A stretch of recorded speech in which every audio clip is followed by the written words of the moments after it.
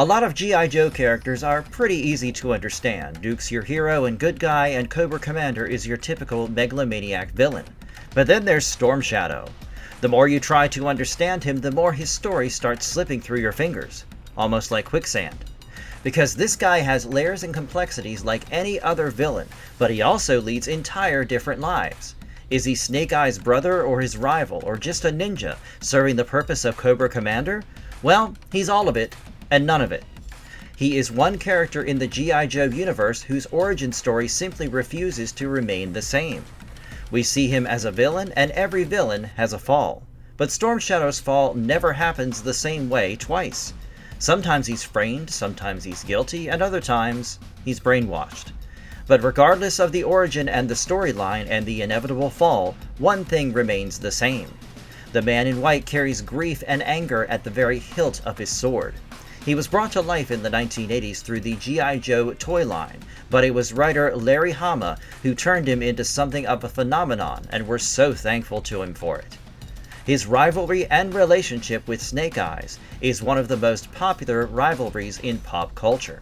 And that's saying something, but trying to piece together Storm Shadow's story and who he is can almost feel like chasing shadows, and that's exactly why we're making this video today. We're not just talking about one version of Storm Shadow, or the real version of him, whatever that is.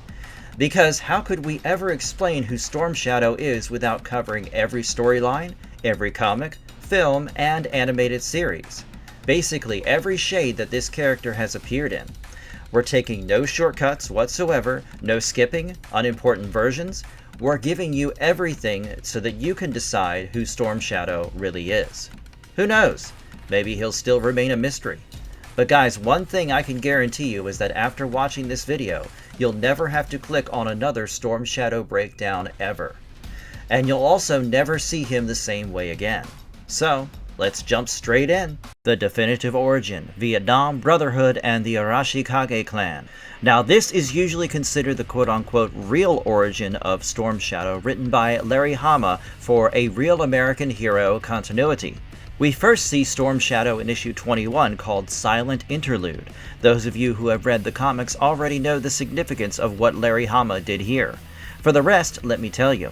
This comic issue was like a landmark because it was entirely silent. That means no dialogues, no speech bubbles, not a single word throughout. It was kind of like a masterstroke in visual storytelling. And that's when we first see Storm Shadow, a man dressed in white from head to toe, his face covered, and all you can see are his eyes. Oh wait, did I say a man? My bad, he was more like a sword-wielding ninja. And that was it. We knew nothing more about who he was, what his name was, where he came from, or what his origins were. Honestly, that was the best move for a character like Storm Shadow, who's shrouded in mystery. The first issue perfectly sets up the intrigue that this character deserves, until slowly we started realizing that his connection to the G.I. Joes goes long back. Specifically with one of the Joes. In issue 26, we find out that Storm Shadow, whose name is actually Tommy Arashikage, has a history with Snake Eyes. They had served as soldiers together as part of a U.S. long-range reconnaissance patrol in Southeast Asia, which basically means Vietnam, since a lot of G.I. Joe characters had backstories in the Vietnam War. It was the 1980s, remember? And these guys didn't just serve together, they actually walked into an ambush together and lost 3 of their other soldiers. They survived a shit ton of trauma together and probably even developed a whole lot of trust. This is also when we got to find out more about Tommy and his abilities.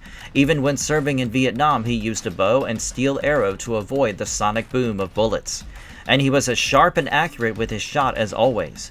Moreover, Tommy and Snake Eyes had actually served a whole tour together already, where they were the only survivors of a battle that killed the rest of their unit. They were actually super tight and really good friends. Tommy talked to him all the time, telling him about his family business in Japan, where Tommy would be returning after the war, and even insinuating that there's a space for Snake Eyes too. In fact, Tommy literally saved his life. You see, during the tour when they had almost made it to safety, they were attacked once again, and this time, Snake Eyes went straight down. And even though Tommy was ordered to leave him behind, he couldn't do that to his friend. He carried Snake Eyes on his back while dodging a literal shower of bullets like the ninja he is. Like, literally out of the Matrix. All to save his best bud. And he sure succeeded. But Snake Eyes had even more devastating news waiting for him on the other side. Turns out his entire family, including his twin sister, whose picture was the one thing that got him through the war, had died in a car crash. Some stoned-out vet with a funny look crashed into them and wiped them out. Eventually, having nothing left in the US, he finally took up Tommy's offer and went to Japan, knocking on the door of the Arashikage clan. There, he met the Hard Master, who was basically like the president of the clan and Tommy's uncle. Tommy was known as the young master there. My guy has too many aliases to keep track of, jeez. But anyway, Snake Eyes started training as a ninja and soon earned the appreciation and favor of the Hard Master and the rest of the clan. You see, they were pitted against each other in a match of swords, and even though Tommy won, the Hard Master noticed that Snake Eyes had actually let Tommy win to let him save face in front of his family elders. And this is when the relationship between Snake Eyes and Tommy started to strain. While Snake Eyes rose through the ranks, Tommy only faced harsh criticism. Snake Eyes was even allowed to wear the clan mark. He surpassed Tommy in several skills, all except the bow and arrow. Tommy was exceptional at that. He had some kind of super hearing of sorts, but either way, he started feeling jealous as if his best friend was replacing him. I mean, come on, this was his family. To lose his place in his own family, of course, that must have been tough. This wasn't just the army, it was his clan. There was hierarchy and rules, and all Tommy wanted was to earn his uncle's respect, but things just kept slipping away. And then there came the day. The Hard Master was training with Snake Eyes and even offered to make him the heir to the family business instead of Storm Shadow. He was teaching him a way to mask his natural sound, his heartbeat, all of it, so as to combat ninjas like Tommy who could kill simply by hearing. In fact, the Hard Master was imitating Snake Eyes' heartbeat. But all of a sudden, an arrow, a steel arrow, the same kind Storm Shadow uses, pierced through the Hard Master. Storm Shadow was seen running with his bow and arrows in hand, and while everyone initially assumed that he was chasing the intruder, eventually they concluded that Storm Shadow had betrayed them. They blamed him for this treachery, even though the Hard Master, in his dying final breath, told the clan that it wasn't his nephew, that they shouldn't punish him, that he would have a tough life already. But everyone believed that Tommy was the culprit. And why wouldn't they? You see, they realized that the actual target wasn't the Hard Master at all. It was actually Snake Eyes. And since the Hard Master was imitating Snake Eyes' heartbeat, only a ninja like Storm Shadow, who could hear without seeing, could have gotten confused and made that mistake. And that was that. In one devastating strike, Storm Shadow lost everything: his family, his history, his future. Even the clan dispersed, and Storm Shadow was never heard of again. Until years later, they heard a ninja with the same name working for Cobra Commander. But of course, there's yet another twist in the story. The killer wasn't actually Storm Shadow after all. It was Zartan, who was disguised and carrying out the Cobra Commander's plan to take out Snake Eyes. Of course, none of this actually mattered since Storm Shadow felt accused, framed, judged, and persecuted by the very people he held dearest. He defected to the villain side of things, but it wasn't because he worshipped Cobra or anything like that. He was just on his quest for the truth and knew that this was where he would find it. And this is what most fans consider the true origin story of Storm Shadow. A Japanese boy who loved his best friend was eventually framed for a crime he didn't commit. You can't help but feel for the guy. But let's go back a little further. Next up we have, before the comics, the toy bio turned Storm Shadow into a mystery. Long before the comics or the cartoons, we had the toy line. From the earliest proto-origin, Storm Shadow was set up to be different. His classic profile set him up to be a ninja with a vengeance. He joined the Cobra because of a promise that the Cobra Commander had made to help him find his uncle's killer. So even before the comics and Larry Hama gave him his entire tragic origin story, the toy line had already set up the whole murder mystery angle. They had given him a personal code, personal grief, and unfinished business. And that's why he had stuck it out with the Cobra. So guys, the question is, was Storm Shadow ever really evil, or was he always a man chasing the truth? Interestingly enough, Storm Shadow is actually one of the few characters in the G.I. Joe, a Real American Hero line that was released both as a Cobra member as well as a G.I. Joe member. So they already set up the precedent that this character blurs the line between hero and villain. He's actually both, just at different points in time and different versions.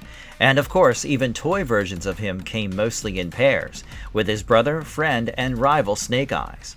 Now, let's move on to Sunbow's missing origin. the cartoon that refused to explain him. Guys, would you believe me if I said that the most famous G.I. Joe cartoon barely tells Storm Shadow's origin at all? Yep, that's right. What's funny is that if you grew up watching the original cartoon, aka the Sunbow series, then you probably think you know Storm Shadow's story. But you don't. You're actually just thinking of the comic origin because the cartoon practically explains nothing. It just portrays him as a cool and mysterious Cobra operative. He's like the resident ninja. But there's no backstory, no deep dive into the Arashikage clan, or the whole murder mystery where he was framed. And that's kind of funny since this literally forms like the emotional fulcrum of his whole character and story. This becomes super important to his character arc, and it's the whole reason he even joins the Cobra. He's looking for answers from the very people who are responsible for him losing everything and everyone he cared about. That's the storyline we live for. What's even more interesting is that it doesn't dive into Storm Shadow and Snake Eyes' relationship at all. Instead, here, Storm Shadow is portrayed as a counterpart to the G.I. Joe member Spirit. They even fought in the miniseries The Revenge of Cobra, where they were both trying to get their hands on the fragments of the Weather Dominator. Eventually, he was also showed as a counterpart to the G.I. Joe member Quick Kick, which honestly felt very weird to me, considering how iconic Storm Shadow and Snake Eyes were. They had the perfect backstory and the most tragically complicated relationship, which made them the ideal counterparts for one another, you know? But I guess Sunbow went in a different direction.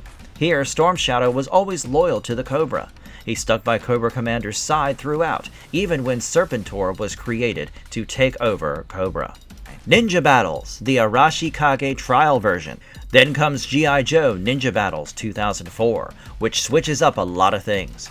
Here, Iron Master narrates the legendary story of the two sword brothers Storm Shadow and Snake Eyes, who were the greatest ninjas in their Arashikage clan to Tiger Claw. You guys know Tiger Claw as a G.I. Joe member, and this is basically the story of how he gets there, but it also gives us the origin story of Storm Shadow. You see, way back when, before they were rivals as G.I. Joe and Cobra, they were both in the Arashikage clan. The Hard Master, who was said to be Storm Shadow's father, instead of his uncle here, had pitted the two ninjas against one another. And this time, it wasn't just training. No, he put them through the 4 trials, each trial testing a specific ninja ability. The first trial was the Trial of Water. This one would test their understanding of strategy, and the task was quite simple. They were both given a bowl of water, and by the end of the trial, they had to have the other's bowl. But the trick was that you couldn't take the bowl from each other's hands. And this was actually the first time they faced each other as opponents and rivals. Who do you think came out on top, guys? Well, it looked like Storm Shadow won. He carefully tripped up Snake Eyes, who fell and his bowl went up into the air, which was then smoothly collected by Storm Shadow. But in reality, this move showed Storm Shadow's weakness. You see, the trick to successfully completing the water trial is actually cooperation. Since you can't take the other's bowl, you give each other the bowl and both win together. That's how these trials were basically designed. They're not for ninjas to fight each other, but rather, their battle is with their own weaknesses. However, Storm Shadow's inability to cooperate was visible to all, including the Hard Master as well as the enemies of the Arashikage clan, aka the Red Ninjas, who work under the Cobra, who had installed a spy in the clan. This first trial also began to erode the friendship between the two ninjas. The second trial was the Trial of Earth, which tested the ninjas' mastery over force alone. You see, in this trial, the Hard Master created a difficult battlefield where they had to fight on elevated wooden posts. But Snake Eyes cracked the solution by realizing that he didn't have to defeat Storm Shadow, but just had to defeat the battlefield itself. And soon, Storm Shadow fell off his feet, and the score between the two ninjas was equalized. Of course, Storm Shadow wasn't a graceful loser at all. He was absolutely burning up with rage, and turned his back on his sword brother. Instead, he went looking for advice from the one spy sent by the Cobra, the spy who was supposed to find the weakness of the clan, a ninja who could turn to the path of evil. And Storm Shadow basically just offered himself up on a silver platter. Then came the third trial, the Trial of the Wind, to understand a ninja's proficiency over the blades that move like the wind itself. Now, Storm Shadow and Snake Eyes already had absolute skill. They were perfectly matched in ability. The only thing that would set them apart was spirit. That's what the 4 trials were actually about. Even in the third trial, Storm Shadow used deception and treachery to win over Snake Eyes, who still cared about his friend and tried to save him. But in response, the Hard Master, disappointed in his son's ways, shattered his sword to pieces. And that was that. Storm Shadow joined hands with the enemies. What's interesting is that this version doesn't make Storm Shadow a victim who was framed, but rather makes him the villain who chose the path of betrayal himself. He hadn't defected to the Cobra yet though, until what happened in the final trial drove him away. The final trial was the Trial of Fire, where they were given laser guns and had to use them only to destroy the illusions and reflections of one another, but never use them on each other. However, by this time, the plan of the Cobra and the Red Ninjas had already come to fruition. Cobra Commander was attacking the clan with his army as the two friends turned rivals battled it out one more time. And in the midst of all this chaos, Cobra Commander found his opportunity to kill the Hardmaster once and for all. Storm Shadow lost his father, who took his final breath in his arms. And who did he blame? Snake Eyes. The Commander and the Cobra had some sort of hold over him and managed to convince him that it was Snake Eyes who was the betrayer. So it wasn't anger or jealousy that truly drove Storm Shadow away. It was sorrow. And this was his origin story. It wasn't as grounded as in the comics, but more dramatized and visually entertaining, you know. The entire story was narrated as if it was some sort of mythology or legend, where they found out who understood the ninja lessons and who failed them. But guys, next up, we have something completely different. Sigma 6, the brainwashed brother. Sigma 6 gives us a whole new backstory. Well, they don't exactly give us a whole backstory. More like they leave us a trail of peanuts to track. Instead of going into flashbacks and showing us the origin, they leave us hints to make sense out of, and you can fill in the gaps however you want, really. But wait, let me tell you about what we do know. So Storm Shadow had originally begun his career with the US intelligence, where he often had to do undercover operations. And there was this one time where he went undercover within the Cobra organization to sabotage them. But he got caught and ended up being brainwashed by the enemy. They used powerful mind tricks to make him believe that the people he was working for were the real enemy. The G.I. Joes and the US intelligence agencies were the enemies. And the Cobras were actually the good guys. And that's how he got brainwashed and indoctrinated into the Cobra and started working for them.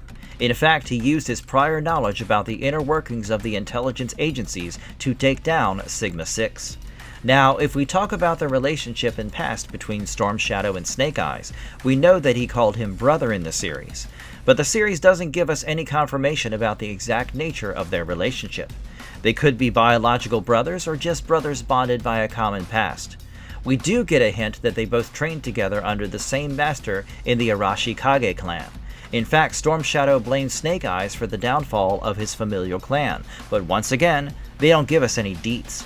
They don't tell us what the nature of the betrayal was or what went down in the Arashikage clan.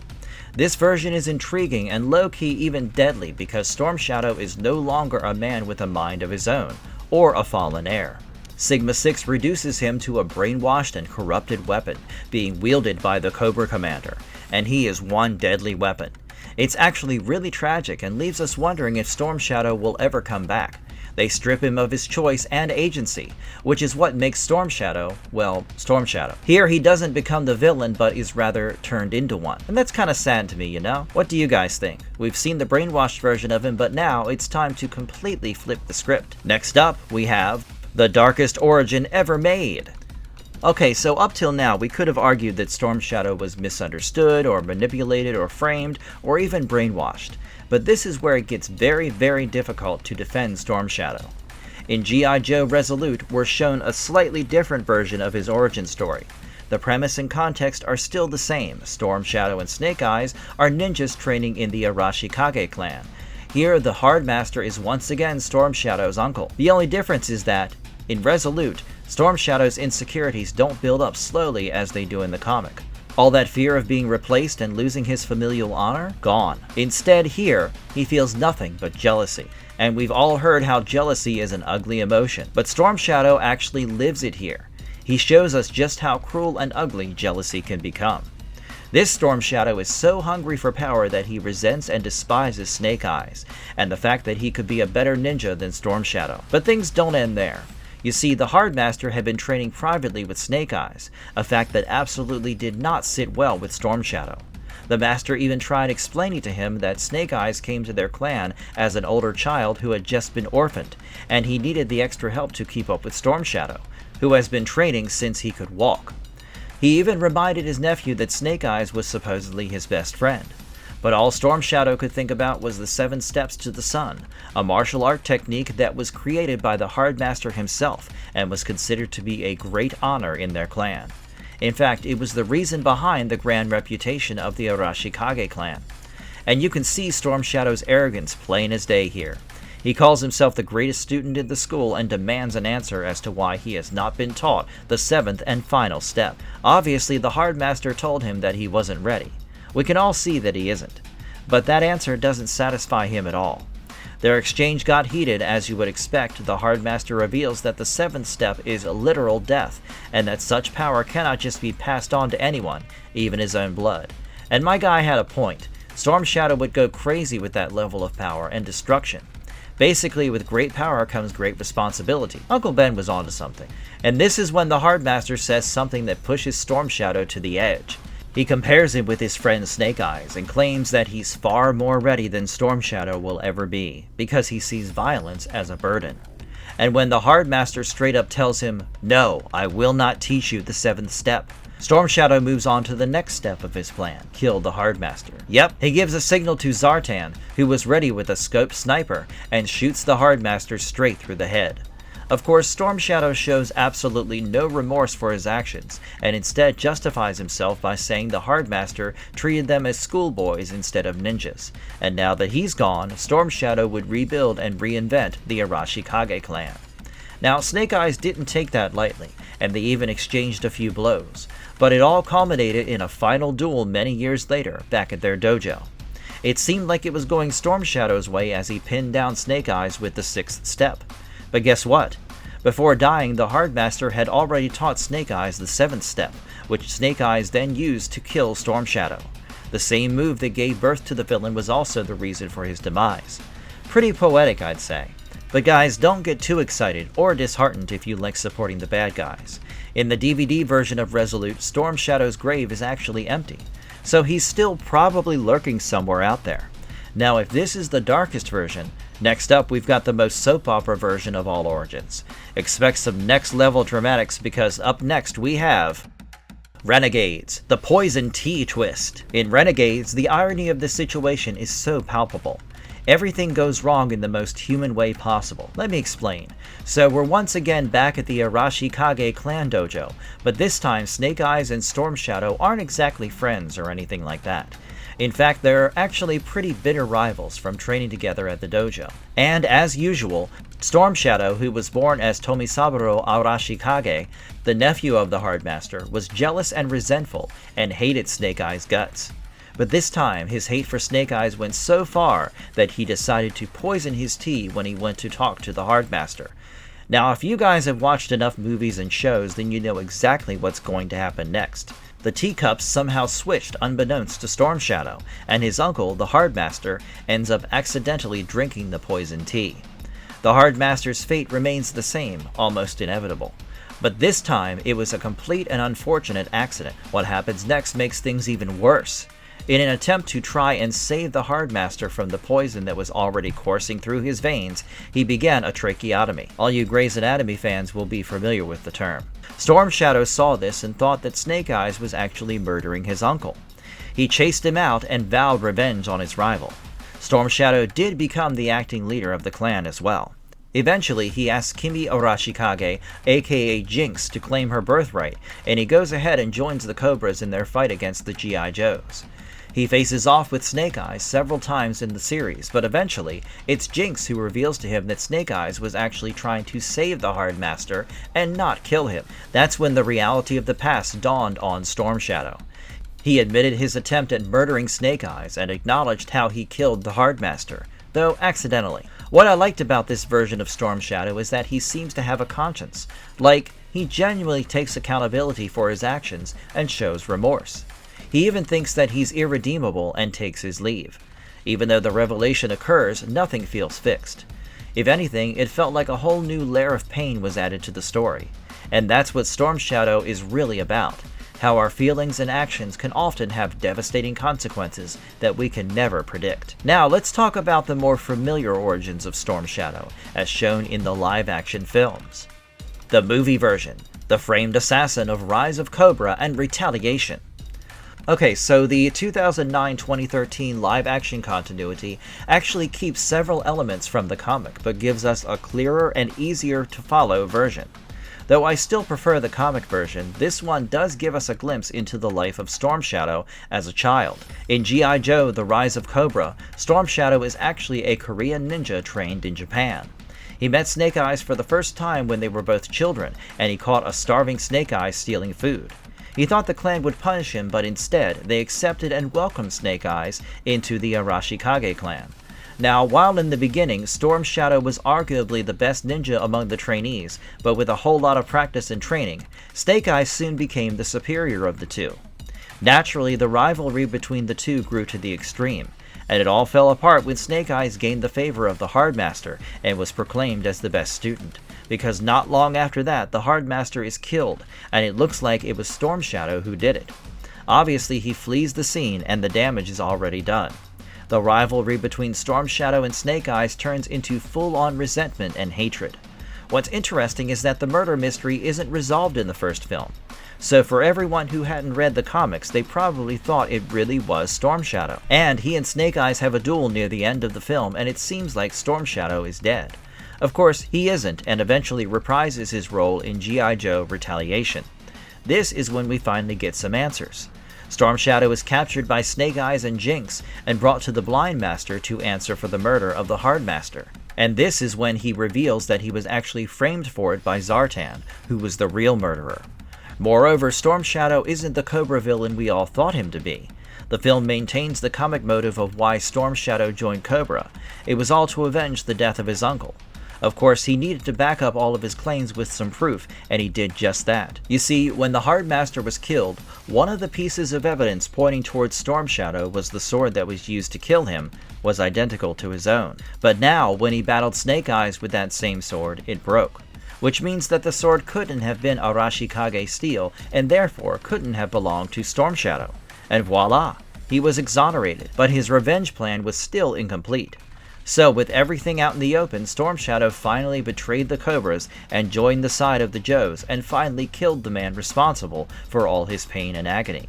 With Zartan dead and his mission accomplished, Storm Shadow finally bid goodbye to Snake Eyes and Jinx, and left looking to find a new purpose.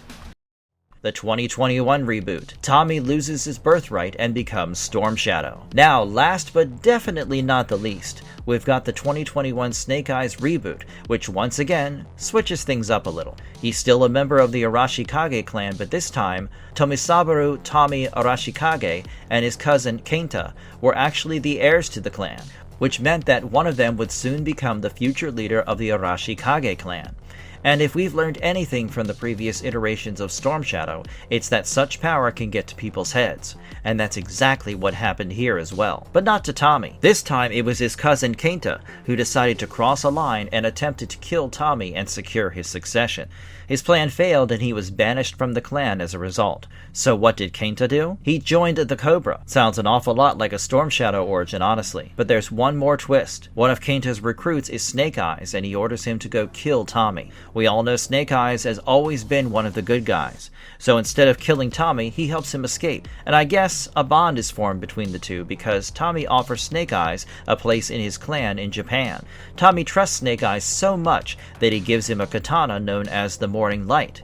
He even tells him about the Jewel of the Sun, which is an ancient artifact with insane destructive powers that the clan protects from falling into evil hands. It's like a restricted item that even the clan members are not allowed to use. But here's yet another twist in the story. All this time, Snake Eyes was actually a spy working for Kenta, and he stole the Jewel of the Sun for him. Tommy loses his shit when he finds out and fights Snake Eyes. I guess, by that time, Snake Eyes did realize that he messed up big time, because Kenta would be a world-ending menace with that much power. They do eventually work together and manage to stop Kenta. but in order to do so, Tommy has to break the biggest rule. He uses the jewel against Kenta and gets banished from the clan himself. He's seen as unfit to lead the Arashikage clan and is rejected by the very people he loved and was protecting, and all because of Snake Eyes and his lies. So obviously his vendetta against Snake Eyes just grew, and he vowed to kill him the next time he sees him. Finally, a clanless Tommy is given a new direction by the Cobra, as he is recruited by the Baroness. And in the mid-credits scene, we finally see him take on his new identity as he sheds his Arashikage name and renames himself as Storm Shadow. A pretty chilling moment if you ask me. This version sets Tommy up to be a sort of fallen prince who tried to do everything right but made one mistake and was punished for it. Tommy loses his title, his purpose, and his identity in a single moment, and a descent into villainy no longer feels all that far off. Deke's soft retcon, the version where he basically admits the comic motive. Now, by the time we reach the Deke continuation of the cartoon, things are suddenly different. Remember we mentioned that Storm Shadow in the toyline was released both as a member of the G.I. Joes as well as the Cobras? Well, this is where we finally see Storm Shadow, voiced by Scott McNeil, defect to the side of the G.I. Joes as a member of the Ninja Force. Oh, and Cobra Commander ain't happy one bit. In the episode Shadow of a Doubt, Cobra Commander straight up calls Storm Shadow a traitor. Deke also brings back the initial comic origin of Storm Shadow that Sunbow had more or less erased. But they don't really reenact the whole thing. They know we know and they just reiterate it. For example, they mention that Storm Shadow only joined the Cobra to learn who dishonored his ninja clan. So this isn't a brand new origin or anything like that, because it's still nice to have the backstory brought back. Especially since he's switching sides. It's important to show that he's not just some traitor without any honor. He's actually just searching for answers and was never really invested in the Cobra cause. They even give us a glimpse of our forever duo Storm Shadow and Snake Eyes. It was shown that regardless of any history, they both had great respect for one another's ninja skills and abilities. And I mean, that's what being brothers and rivals is all about. The only reason they were able to make these changes and sort of get us back on the right path with Storm Shadow was because the Sunbow continuity technically ended with the G.I. Joe animated movie. So now they could take things in a different direction, even influencing the toy line. So guys, after all these different versions and different origins, what actually makes Storm Shadow Storm Shadow? No matter what the version, he's always a member of the Arashikage clan, and his story is sort of intertwined with that of Snake Eyes, almost inseparable. Regardless of whether he is manipulated or brainwashed, or if he chooses villainy himself, these things remain constant. And there's always that one single defining moment, usually the death of the Hardmaster, that breaks him and rebuilds him into something far more ruthless. And honestly, that's exactly why we all love this character, because he can be anything, at times a villain, on occasion a hero, sometimes just a man searching for answers, or yearning for revenge. So what do you guys think? Which version of Storm Shadow is your favorite? Let us know in the comments below, and as always, smash the like button, and if you enjoyed the video, subscribe to the channel for more such origin videos. We'll see you next time, goodbye!